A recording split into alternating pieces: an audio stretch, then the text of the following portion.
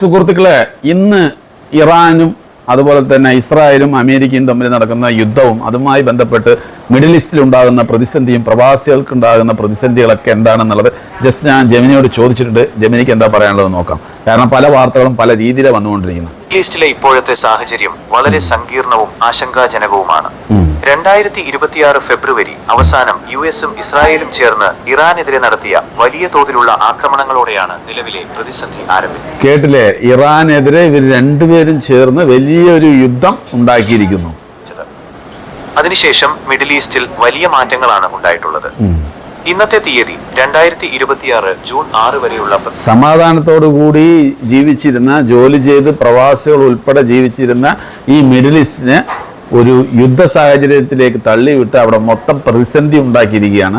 ഇതുകൊണ്ട് പല ഇന്ത്യക്കാരും തിരിച്ചു വരേണ്ട ഒരു അവസ്ഥയും ജോലി നഷ്ടപ്പെടേണ്ട ഒരു അവസ്ഥയും ശമ്പളം വരെ കിട്ടാതിരിക്കേണ്ട ഒരു അവസ്ഥയിലൊക്കെ ഉണ്ടായി. ഇതിനൊക്കെ കാരണം ആരാന്നറിയോ? US. എന്നിട്ട് നമ്മൾ അവർക്ക് കൈയടിച്ചുകൊണ്ടിരിക്കുന്നു. പ്രധാന സംഭവങ്ങളും പ്രവാസികളെ ഇത് എങ്ങനെ ബാധിക്കുന്നു എന്നതിനെ കുറിച്ചുമുള്ള ഒരു വിലയിരുത്തൽ താഴെ നൽകുന്നു.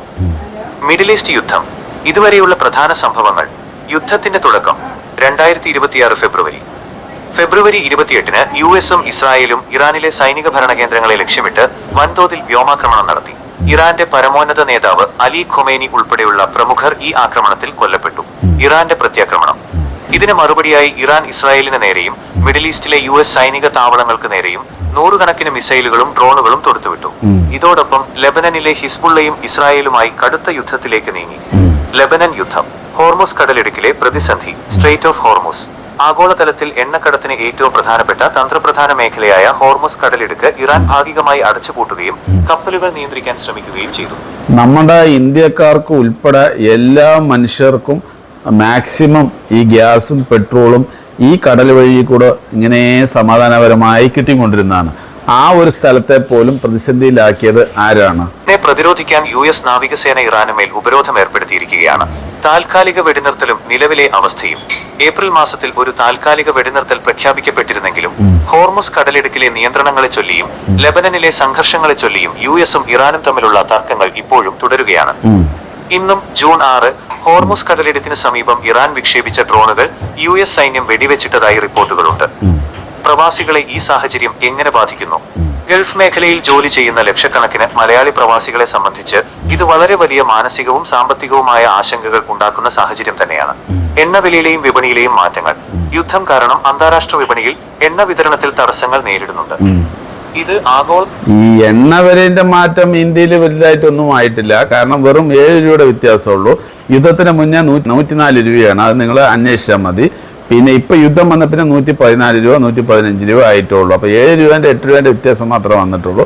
ഇത് ഇന്ത്യൻ ഗവൺമെൻറ് പിടിച്ചു നിർത്തിയതിന് ഒരു വലിയൊരു എന്താ പറയുക, ഒരു അഭിനന്ദനങ്ങൾ പറയുക. പക്ഷെ എന്തുകൊണ്ട് യുദ്ധം വരാത്ത മുന്നേ ഇവർ കുറച്ച് കൊടുത്തില്ല എന്നുള്ള ഒരു ചോദ്യം അവിടെ ഉണ്ട്. എണ്ണവിലയിൽ വലിയ വ്യതിയാനങ്ങൾ വിലക്കയറ്റം ഉണ്ടാക്കുന്നു. ഗൾഫ് രാജ്യങ്ങളുടെ സമ്പദ് വ്യവസ്ഥയെ ഇത് സ്വാധീനിക്കുന്നുണ്ടെങ്കിലും സാധാരണക്കാരായ പ്രവാസികൾക്ക് നിത്യോപയോഗ സാധനങ്ങളുടെ വിലക്കയറ്റത്തിന് ഇത് കാരണമാകാം. സുരക്ഷാ ആശങ്കകൾ. യുദ്ധത്തിന്റെ തുടക്കത്തിൽ UAE, സൗദി അറേബ്യ, കുവൈറ്റ് തുടങ്ങിയ ചില ഗൾഫ് രാജ്യങ്ങളിലെ ചില കേന്ദ്രങ്ങൾക്ക് നേരെയും ഇറാന്റെ ഡ്രോൺ മിസൈൽ സാന്നിധ്യം ഉണ്ടായതുകൊണ്ട് പ്രവാസികളിൽ വലിയ ഭയമുണ്ടായിരുന്നു. എങ്കിലും നിലവിൽ UAE, സൗദി തുടങ്ങിയ പ്രധാന ഗൾഫ് രാജ്യങ്ങൾ സുരക്ഷിതമാണ്. അവർ നയതന്ത്രപരമായ ചർച്ചകളിലൂടെ സമാധാനം നിലനിർത്താനാണ് ശ്രമിക്കുന്നത്. യാത്രാ തടസ്സങ്ങൾ. മിഡിൽ ഈസ്റ്റിലെ വ്യോമപാതകളിൽ ഏർപ്പെടുത്തുന്ന നിയന്ത്രണങ്ങൾ കാരണം വിമാന സർവീസുകളെ ബാധിക്കുകയും വിമാന ടിക്കറ്റ് നിരക്കുകൾ വർദ്ധിക്കുകയും ചെയ്യുന്നത് നാട്ടിൽ പോകാൻ ആഗ്രഹിക്കുന്ന പ്രവാസികൾക്ക് വലിയ തിരിച്ചടിയാണ്. വിലയിരുത്തൽ. യുദ്ധം എപ്പോഴും വലിയ നാശനഷ്ടങ്ങളും അസ്ഥിരതയും മാത്രമേ ഉണ്ടാക്കൂ. യുദ്ധ സാഹചര്യം പൂർണ്ണമായി മാറിയിട്ടില്ലെങ്കിലും രാജ്യാന്തര തലത്തിൽ വലിയൊരു സമാധാന ചർച്ചകൾക്കുള്ള ശ്രമങ്ങൾ നടക്കുന്നുണ്ട്. ഗൾഫ് രാജ്യങ്ങൾ നേരിട്ട് യുദ്ധത്തിൽ പങ്കാളികളാകാത്തതിനാൽ ഭൂരിഭാഗം പ്രവാസികൾക്കും നിലവിൽ ജോലിസ്ഥലങ്ങളിൽ വലിയ ഭീഷണികളില്ല. എങ്കിലും പ്രവാസികൾ ജാഗ്രത പാലിക്കേണ്ടതും ഔദ്യോഗിക വാർത്തകൾ മാത്രം വിശ്വസിക്കേണ്ടതുമായ ഒരു സാഹചര്യമാണിത്. ഇപ്പോൾ പ്രിയ സുഹൃത്തുക്കൾ, നിങ്ങൾ കേട്ടല്ലോ, ഇങ്ങനെ ഒരു യുദ്ധം ഉണ്ടായത് കൊണ്ടാണ് ഒരുപാട് പ്രതിസന്ധി. ഒരുപാട് രാജ്യങ്ങൾ, പ്രത്യേകിച്ച് നമ്മുടെ ഇന്ത്യയെ പോലെ ഒരുപാട് രാജ്യങ്ങളുണ്ട്, അവർക്കെല്ലാം വലിയ രീതിയിലുള്ള ബുദ്ധിമുട്ടുകളാണ് വന്നിരിക്കുന്നത്. പിന്നെ നിങ്ങൾ ഒരു കാര്യം മനസ്സിലാക്കിയോ, ഈ ഇറാനും ഇന്ത്യയും നല്ല സൗഹൃദത്തിൽ പോകുന്ന കാരണം ഇവരൊന്നും അധിക രീതിയിലൊന്നും ഈ ഇറാനെതിരെ നീങ്ങിയില്ല.